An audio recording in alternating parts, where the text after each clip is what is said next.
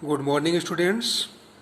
आज आप class 11 lesson number first का read to the wild saviour के बारे में पढ़ेंगे। आप कल पढ़ा था आप लोगों ने, आज उसके आगे से आप पढ़ेंगे। अली भाई बिगेन टेलिंग हिज स्टोरी। कल तक आप लोगों ने पढ़ा था कि नीलम और उसके परिवार के लोग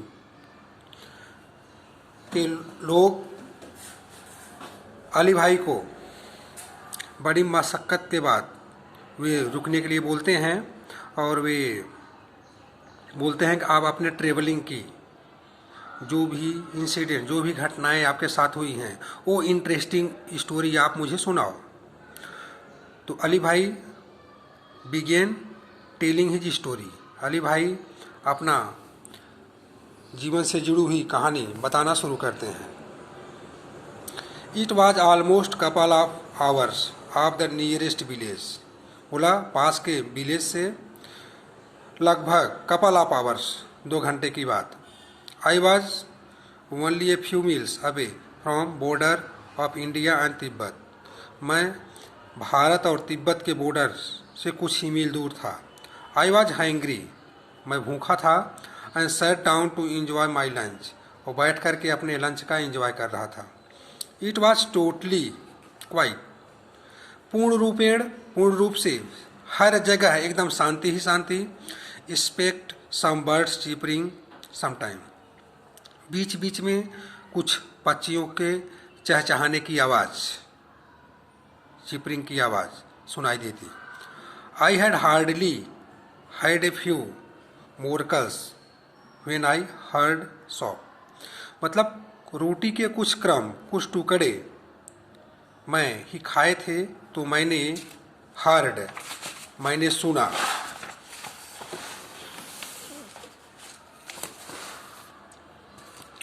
फेबल ग्रोलिंग, एक जंगली जानवर की आवाज़। आई वॉज एलोरमेट, मैं ट्रेवलर था और इनके बारे में जानकारी थी मुझे, तो मैं सचेत हो गया, अपने आप को सतर्क किया।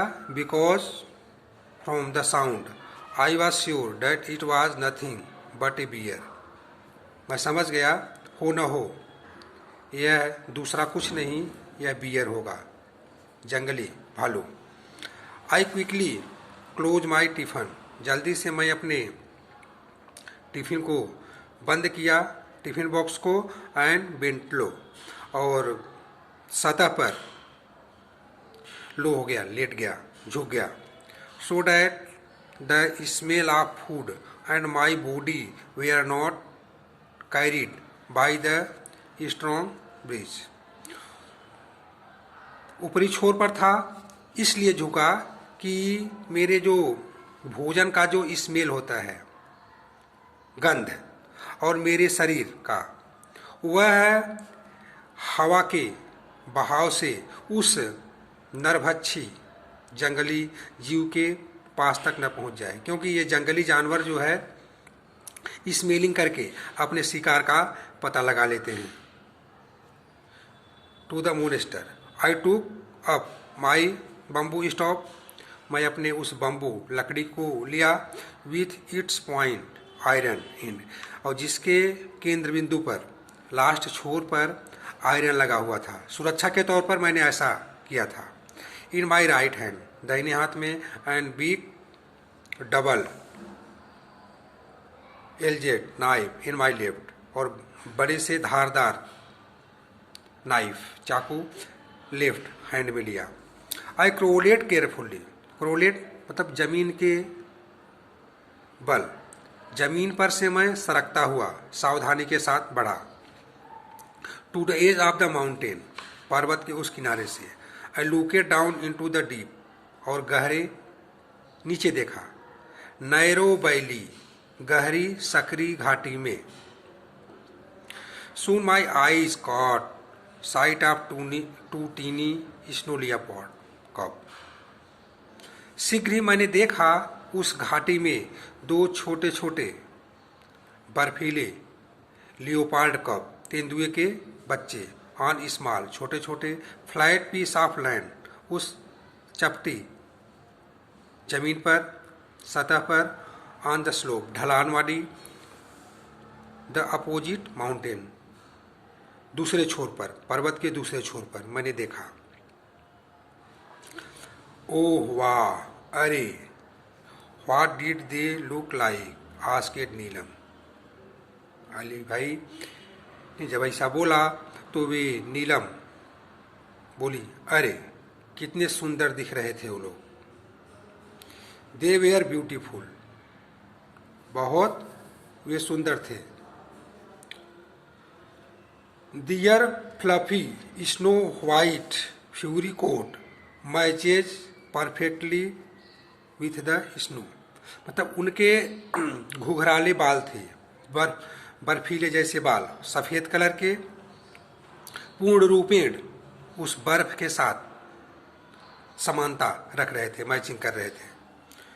सेड अली भाई, एज इफ बी सुलेस्टिंग them just in front of his eye, मानो जैसे वर्तमान समय में वे प्रत्यक्ष रूप से अपनी आंखों से दर्शाया जा रहा हो, देख रहे हों।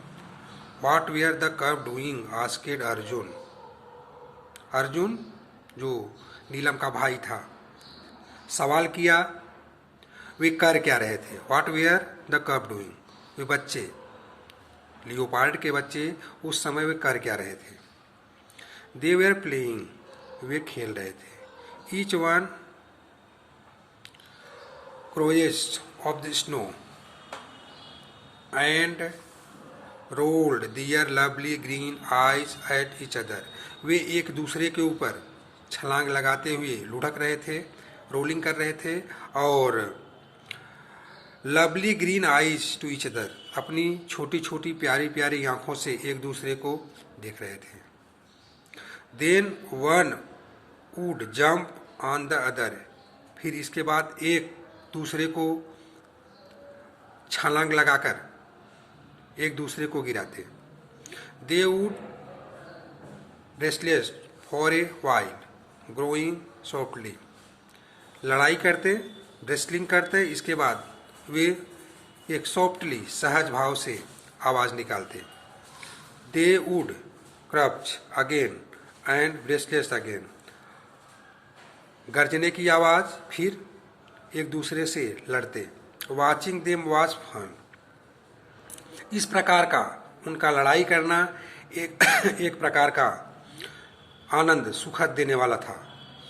But I was worried too because the mother leopard would not be seen anywhere, लेकिन मुझे एक बात की चिंता सताई जा रही थी कि जो उनकी माँ थी, मदर लियोपार्ड, मादा तेंदुआ, वह अगल बगल दिखाई नहीं दे रही थी, क्योंकि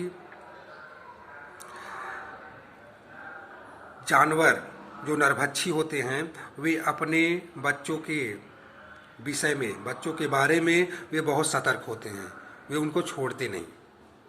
इसलिए मुझे इस बात से डर था, मैं वरीड था, चिंतित था कि उसकी माँ मुझे दिख नहीं रही थी। The mother is very precious when she is with her cup, एक माँ बहुत ही गंभीर होती है, बहुत ही चिंतित होती है जब वह अपने बच्चों के साथ होती है।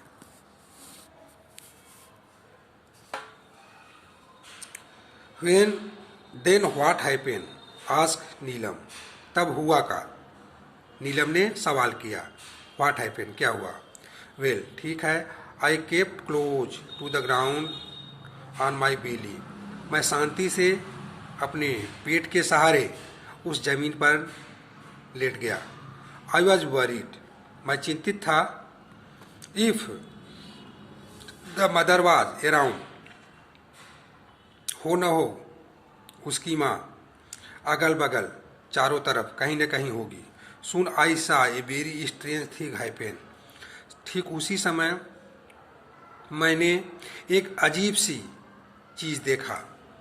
ऑल ऑफ सडन, अचानक, ए ह्यूज ब्लैक बियर केम, एक विशाल काय, बहुत बड़ा भालू आया।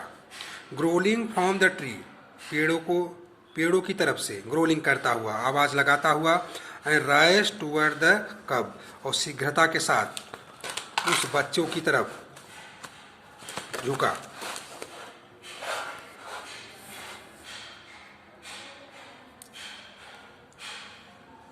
Now I was worried more about the कब देन मी। अब मुझे अपने से ज़्यादा उन बच्चों के बारे में चिंता होने लगी।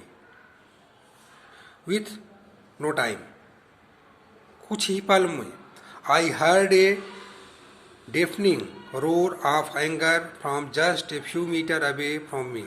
मैंने एक गर्जना की आवाज़ सुना कुछ ही मीटर की दूरी पर। गर्जना और एंगर की आवाज़, गुस्से की आवाज़। टू माई हॉरर, मेरा भय और बढ़ा, एंड सरप्राइज, मैं आश्चर्य में हो गया। ए बिग वाइट कैट, बहुत बड़े विशालकाय सफ़ेद बिल्ली, द मदर स्नो लियोपार्ड, वह स्नो की तरह, बर्फ की तरह, वह मादा तेंदुआ, appear jumping down on the near by huge rock, appear प्रकट हो गई, छलांग लगाई बहुत बड़े चट्टान के समीप से।